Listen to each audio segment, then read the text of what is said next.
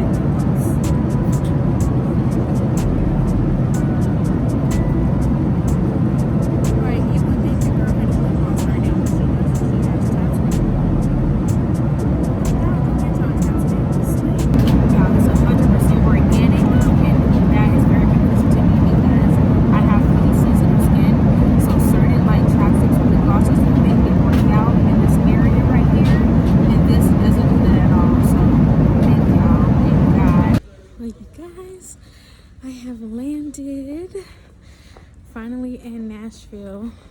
It is so humid. As soon as I got off the plane, I was like, just moist just hit my face. I was just like, ooh, goodness. But I'm headed to baggage claim right now. And then soon I'll be seeing my mother for the first time in 10 years. I wish I could see my face under this mask, but man, 10 years. It's crazy. Y'all, I'm so hungry. I tried to sleep, and then I ended up sleeping a little bit, and then I couldn't go back to sleep for some reason. I finally hit the neck thing, and it wasn't as useful as I thought it would be. So that was kind of irritating, but it's fine because I'm finna eat, and then I'm going to sleep because your girl is tired. But a part of me feels wide awake, like I want to go turn up or something. But it's 10 o'clock, so it's like, that's probably not gonna happen. Corona and clubs don't mix. But stay tuned, you guys.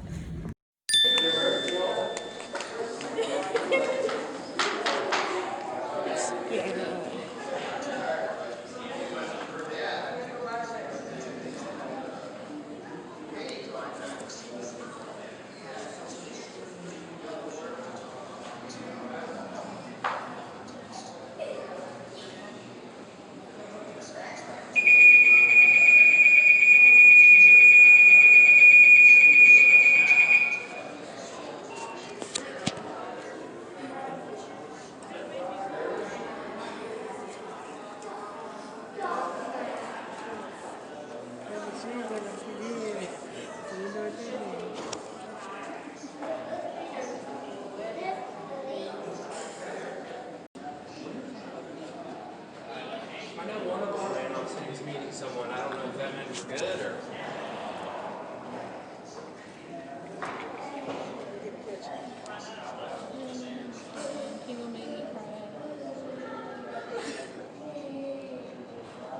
I'm saying, everybody.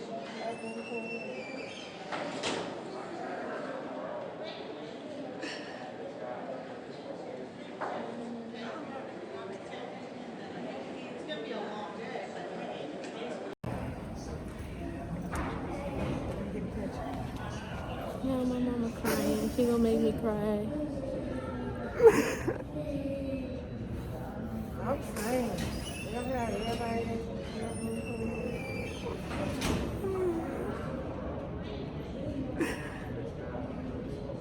I love you. I love you.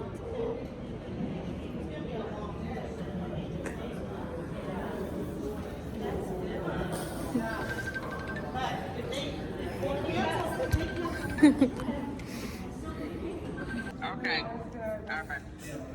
Because I told you if that machine go off again or somebody else had plans today, that's the corona.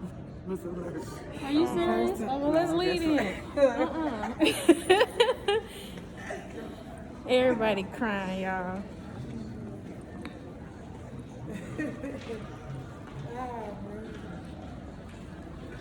I didn't even know y'all could come up here. I thought I was gonna probably see you. That's why you texting that dry okay. Yeah.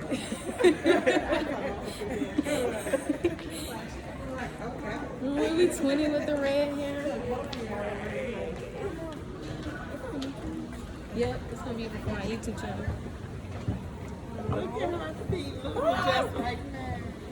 This is my little brother, y'all. Say what's up. What's up?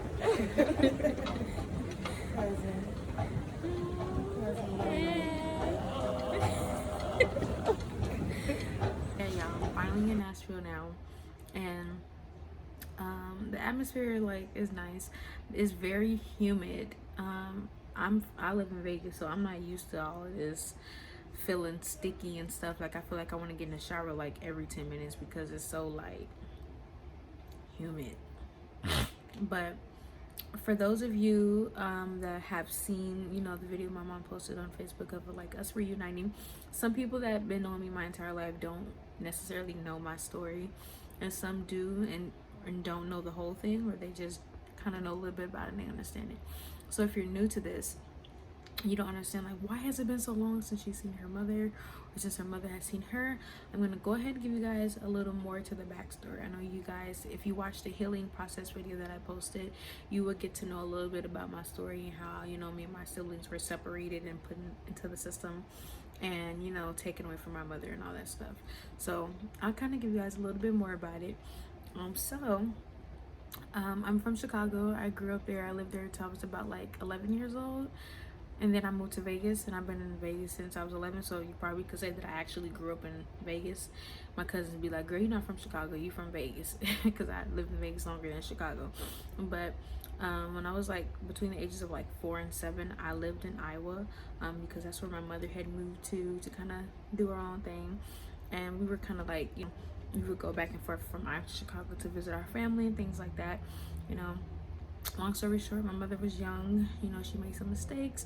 A lot of things transpired, and we got taken away from her and put into foster care. My sister didn't necessarily go through the whole foster care process. Her father got custody of her.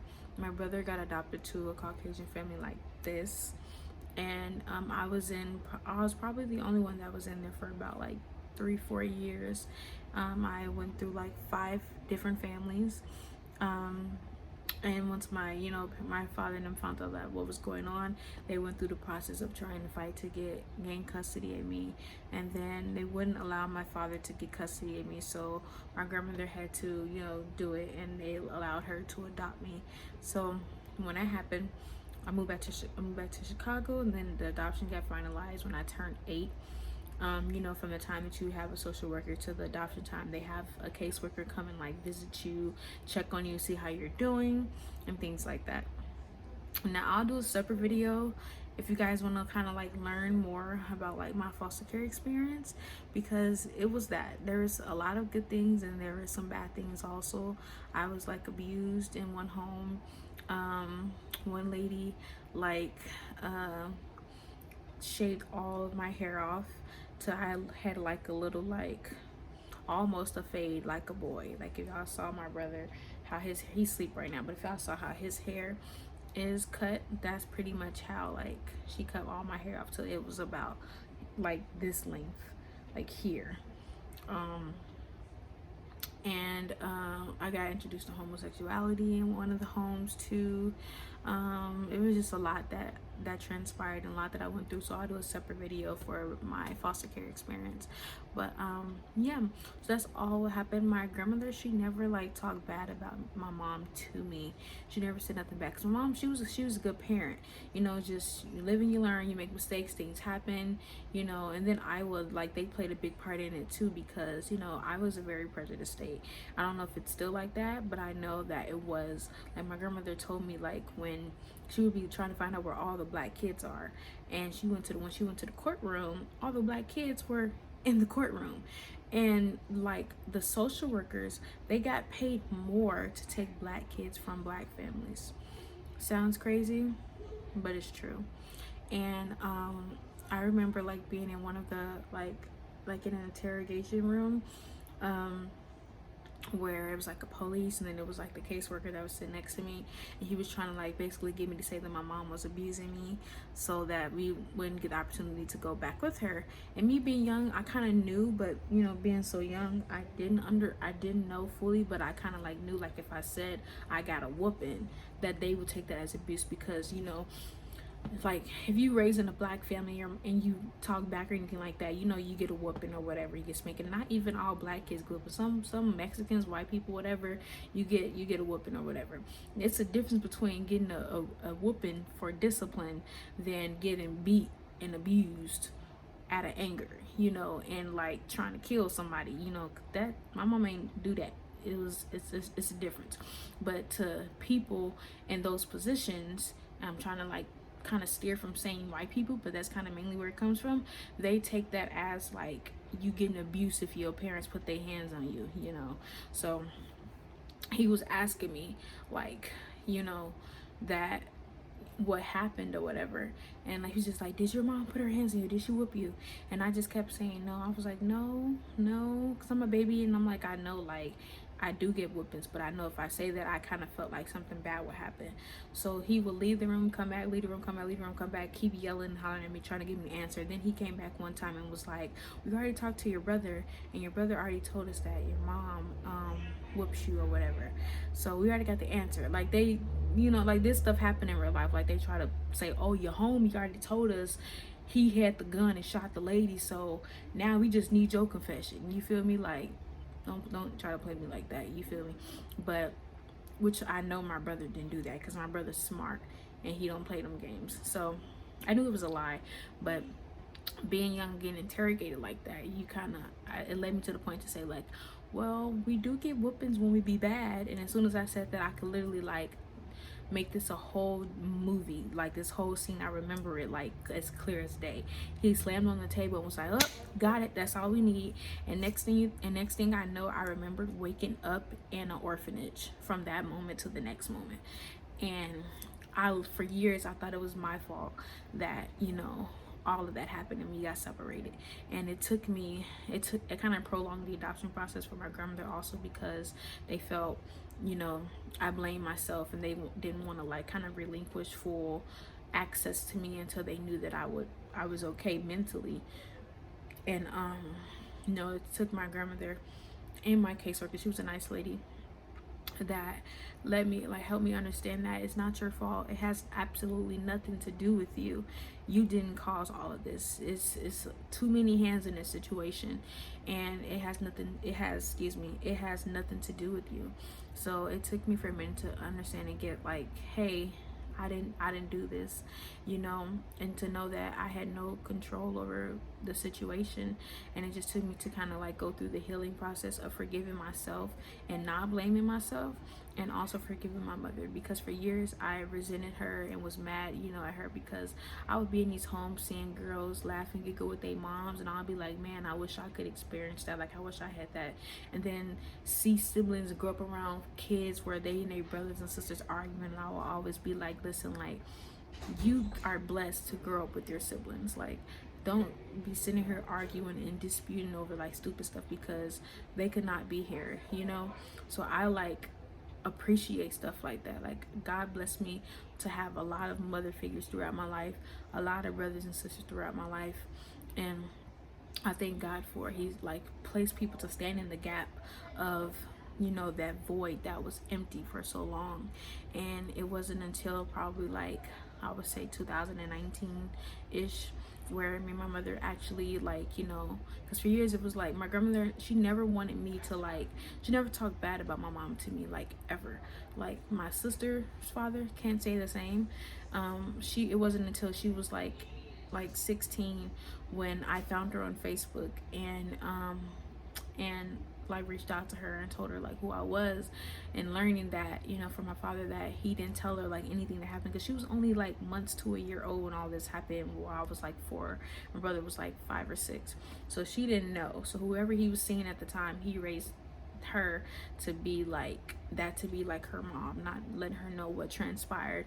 And I was old enough to know that I still had a mother, and my grandmother, even knowing that, she never talk bad about my mom to me, and always told me like, you only get one mother. Like, your mother was there for you, she did a lot for you, she kept you together and all that stuff. And she like helped my mom before I was born, while I was like young, and even afterwards, you know, like she still like instilled in me like good things with my mom. So, you know, having her in my life and God sending her to me, she helped me overcome the resentment that I had towards her. And even just going to church, and kind of like when I turned 18, kind of like knowing God for myself, and knowing that, you know, God won't forgive you unless you forgive others, and knowing that, you know, I needed to forgive her and let it go so I can have a relationship with her, because my father passed when I was 14. So it was like, I don't want to lose 2 parents, and the fact that I still have one living, I need to like appreciate that, because that's a blessing. You know, not many people get the opportunity. Some people don't even get the opportunity to find their parents again or know where they are. Some people parents are strung out on drugs and will never be in a good mental state to, you know, want to build a relationship. And the fact that my mom it's a blessing, because she could have been elsewhere. She could have been in a whole nother place or whatever mentally. So the fact that she's still here is just like, you know what, You know, you got to get over it. It's hard to say, and it's a challenge, and I'm not gonna lie to you, it took a lot. Honestly, it took a lot, but we got through it. And when we got to the place where she was able to open up to me and be honest with me about a lot of things, and where I was able to, like, you know, open up to her and be able to receive it and express to her how I feel, because it took a minute. It took me blaming her for stuff, and for her to like take it and let me know, like, hey, I'm not in that place no more, I'm here, I want a relationship with you, like, please forgive me. Like, and even knowing that, you know, that no matter her saying sorry, it's not going to change the fact that my life didn't happen the way it happened. So it was just like me getting I'm sorry, even when she said it, like, you know, it didn't do nothing for me. Honestly, it took me to forgive her is what took peace and reconciliation in my heart, you know, and in my spirit. So yeah, so we went through that, and just like from like last year before that, kind of just like growing, getting to know one another, and everything, to being here and reuniting after like so many years. And we're in a good place right now, and I'm really excited and happy, you know, that I get to finally reunite. I'm not gonna lie to y'all, like, growing up and being so used to like one person or somebody in your life, like my grandmother, like, it would be times like I can't even really fathom and think that, dang, I literally have a mother, I literally have a brother that's somewhere out there that I still don't know where he's at. I literally have a sister, you know, a younger sister, like a baby sister, like somewhere too. And then my mother, she has 4 more boys, and they're here right now. So it's just like, it sometimes it like is mind blowing, like, dang, I really have a whole another family, you know, like it blows my mind. Like, it's literally crazy. Like, dang, like, even being here, like, it still hasn't like fully hit me yet. Like, dang, all of this really happened to me. Like, all of this really transpired. It's like my life literally feels like a movie, and that's one thing I want to do. Like, Tyler Perry, if you ever see this and hear my story, please reach out to me, because I would love for you to assist me. That's been my dream since I was like young, for you to assist me with turning my story into a movie and a documentary, so other people around the world can hear my story, and I can help them heal and reconnect with their families, and just bring so much peace and healing to families, because that's like my ultimate goal. That's one thing I want to do, is, you know, why I want to start back in pursuing that education, because people go into these jobs being social workers and stuff, just doing it for the money. Like, social workers don't even get paid that much at that, and yet you go in there and do it as a job and not even have the sense of caring. Where are you placing these kids at? You just throwing them into any homes where they getting raped, molested, and abused and all this stuff, and you just going home, sound safe, and sleep at night. Like, that's not okay. And then you get people that just don't care, just want to pull the families apart. Like, if there is a lot of systems that had parenting classes, which is also something I want to provide, to help parents and mothers, equip them so that they can be in position, in place to be a mother and be a father and raise their children, not get them taken from them. That's something that I would want to do, because not many people, you know, have that mother and father foundation of having an example of what to be a mother and a father is. So then you have a person that becomes pregnant with a child, they don't know how to raise it, they need some help, you feel me? So that's something that I want to like be able to like provide for parents, young parents, older parents, and to prevent siblings from getting separated. Like, I know a family to this day that adopted 5 kids and their brothers and sisters, and they all like live together. Like, I would have loved for that to happen, but they didn't allow that to happen with my siblings and I. They adopted my brother, gave my brother away so quick, to where my grandma couldn't even, when she tried to get all 3 of us, they didn't allow her to, you know. It was just like, oh nope, he's already gone. Like, you don't give a family a chance.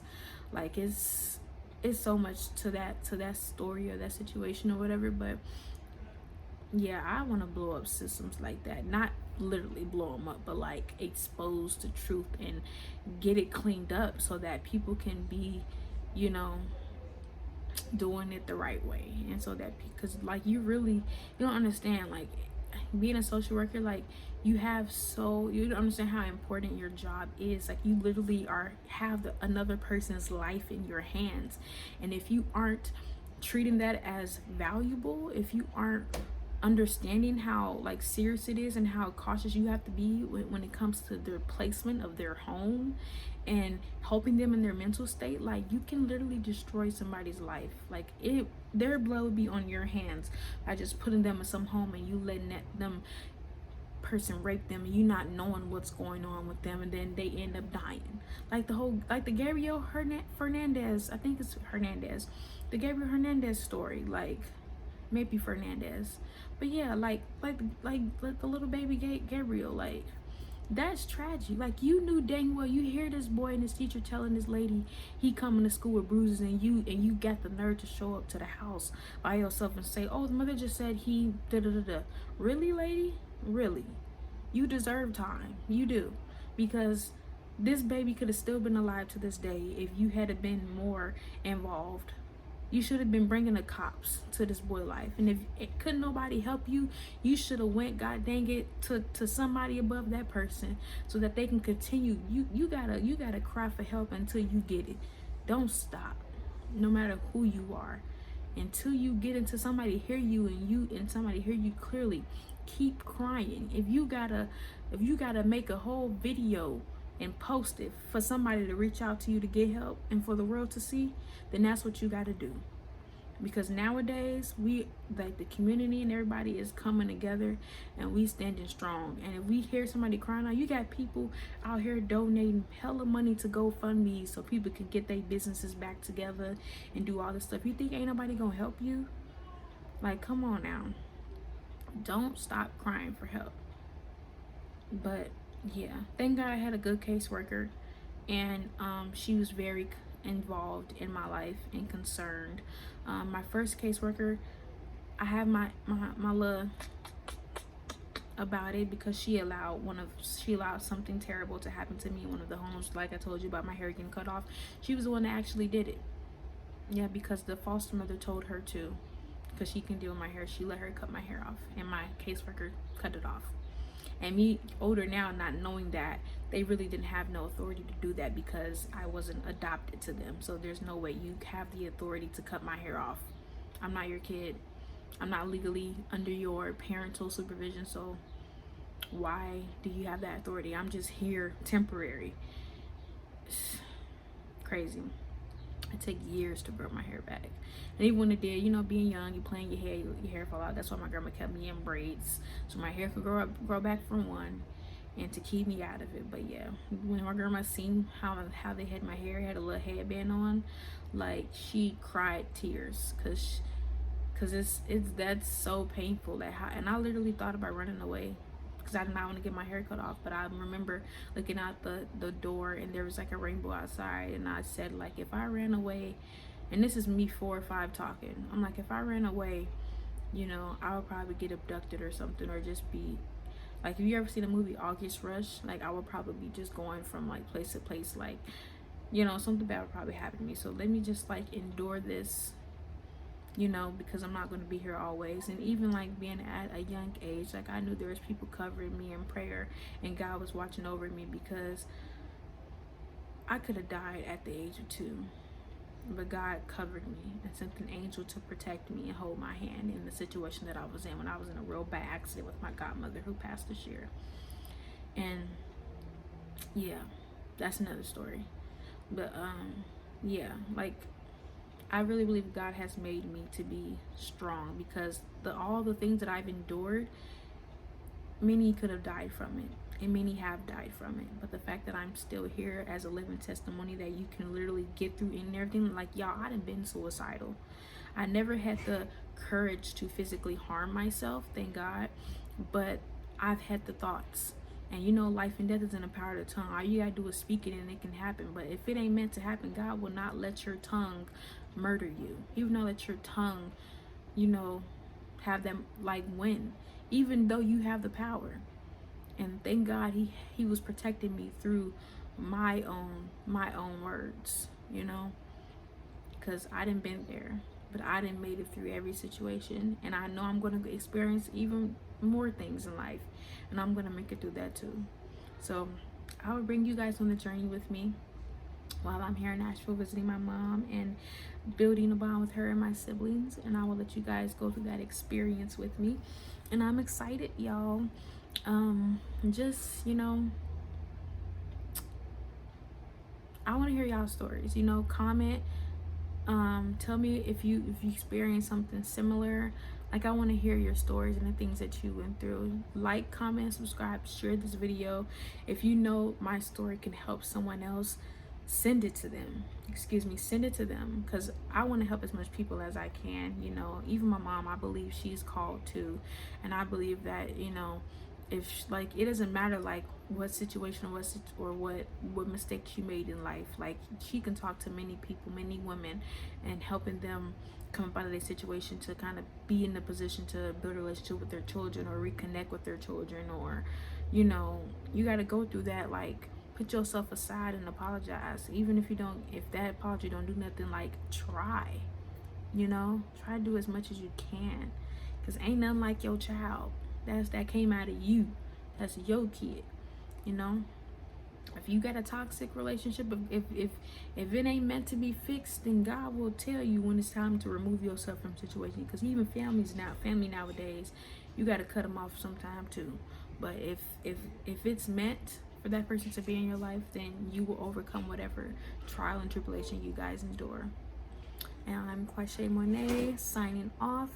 Thank you guys for tuning into my video. Don't forget to like, comment, and subscribe, and put on that post notification bell so that you will be notified every time your girl posts a video. I know it's been a long time since I posted, because I've been so busy and just like at a stagnant moment in my life. So I'm back posting, and I'm gonna try to be more consistent. But thank you guys, and I will see you soon. Bye.